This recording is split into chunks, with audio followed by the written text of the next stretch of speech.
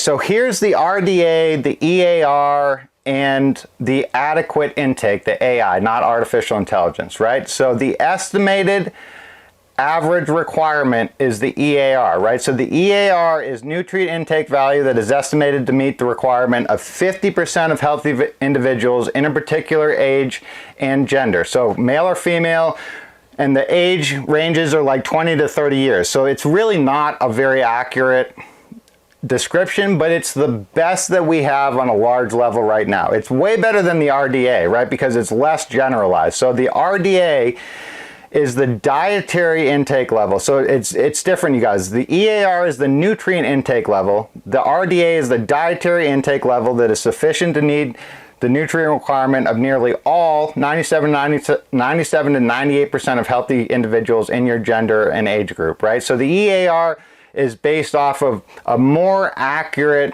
diagnosis of what you're actually getting into your body, and it's not as big of an average, so overall it's better. They're both crap.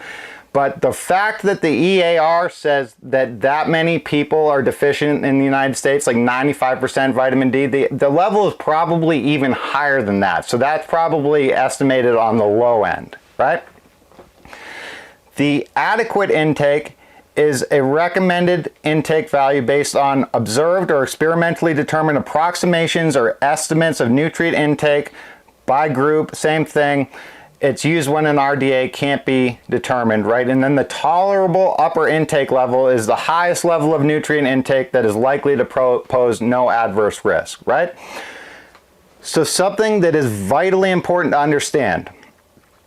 Neither the RDA or the EAR are based on health.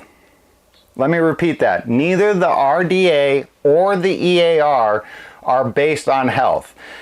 Those values are the minimum values that they've estimated that a human needs to not be sick. That is the definition. The RDA is how much you need of something to not be sick. So I don't know about you guys, but not being sick is not good enough for me. I want to be healthy or optimally healthy. The RDA and the EAR have zero to do with being healthy. They're 100% based on you not being sick, right? So that is what our system wants, is as many sick people as possible that they can give pills to for their whole life that typically cause more harm than good or do nothing, right? So this is the new crappy food diagram. They've gotten rid of the food pyramid apparently, but this is the new recommendation from the FDA and the CDC. It's slightly better than the old one, but it's still absolute hot garbage, right? So you should only have to look at this for 1 second to understand that this is still horrible, right? So we'll get into this stuff, but just briefly, a vast majority of the United States population has a problem with cow's milk. And it's not that cow's milk is technically bad for humans, but one thing to think about is humans are the only animal group that eats or drinks milk from other animals, right? And that's not necessarily a bad thing. We do lots of things that other animals don't do.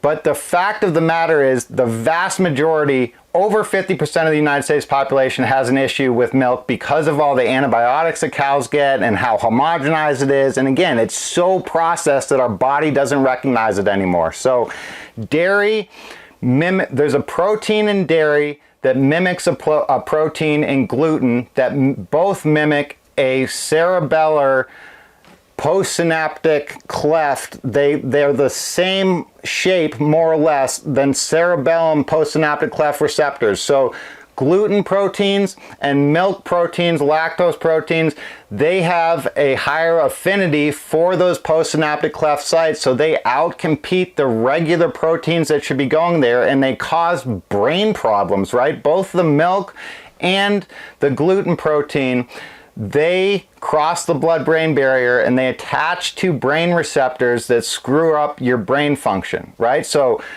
some people can drink milk fine, but to put this on the recommended dietary intake thing is insane, because we know for a fact that over 50% of the population does not process the milk that most people eat well.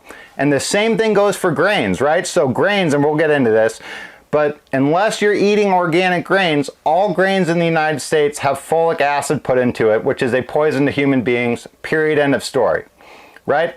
In my humble opinion, any OBGYN that is recommending that women take folic acid should have their medical license removed, because the likelihood is there's way more than a 50% chance that by giving folic acid to any person in the United States, you're actually causing more harm than good. And we'll get into why that is, but this is a very, very disturbing thing that very, very few people know about, right?